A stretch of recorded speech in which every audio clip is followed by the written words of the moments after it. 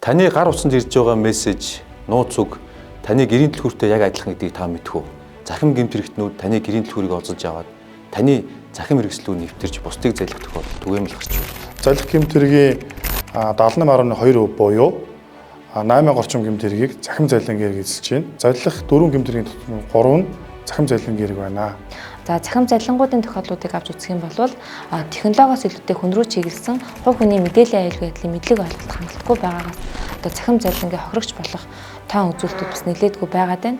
Иргэд олон нийт бодохдоо бол таны энэ залилж байгаа этгээд дансны дугаар тавьсан учраас дансаар нь баригдахгүй яадыг гэж бодож иж магадгүй. Энэ ойлголт нь бол хийсвэр ойлголт юм аа.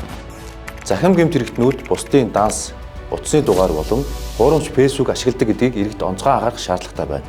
Хэрэглэгч өөрийнхөө интернет банкны нэвтрэх нэр, захим шуудангийнхаа аюулгүй байдал, цаашлаад олон нийтийн мэдээллийн хэрэгслээр явж байгаа ямар нэгэн сэжигтэй линкүүд дээр өөрийнхөө хувийн мэдээлэлээ оруулахгүй байх зэрэг дээр онцгойлон анхаарал хандуулж хувийн нууцтай мэдээлэлээ бусдад бүх шилжүүлээрэй. За энэ төрлийн гэмт хэргийн дийлэнх хохирогчд маань 35-аас дээшний иргэд байна.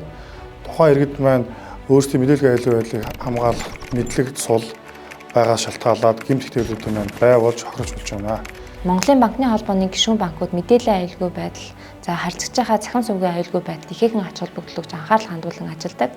Үүнийхээ хэрэгэн мэдээллийн аюулгүй байдлыг хэрэгжүүлэх хүний нөөц, техник технологиуд их хэмжээний хөрөнгө оруулалтыг тогтмол хугацаанд хийж хэрэгжүүлэн ажиллаж байна. Гэмт этгээдүүдийн дараагийн бай хөдөө орон нутаг болж байгаа чиг хандлага ажиглагдж байна. Дээрээс нь гэмт этгээдүүдийн арга барил нь өөрчлөгдөж тань руу мессеж хүч залилдаг байсан бол одоо тань руу хуурамч дугаарын дуудлага хийж залилдаг ийм шиг хандлага руу шилжиж байна. Тиймээс та бүхэн цахимаар гүйлгээх хүсэлт ирсэн тохиолдолд аль болох та мөнгөн гүйлгээ хийхгүй байснараа өөрийгөө энэ төрлийн гэмт хэргийг хорж болохоос урьсан сэргийлж чадна. Нэг хүн одоо захим хаягаа алдлаа гэж бодох юм бол дараагийнх нь тухайн хүний ойр орчны хүн бүгд захим хаягаа алдах юм эрсдэлтэй байдаг шүү. Бусдын болоод өөрийнхөө аюулгүй байдлыг хамгаалахын тулд зөвхөн таал мэдж авах ёстой хувийн нууцтай мэдээлэлээ бусдад бүр шилжүүлээрэй.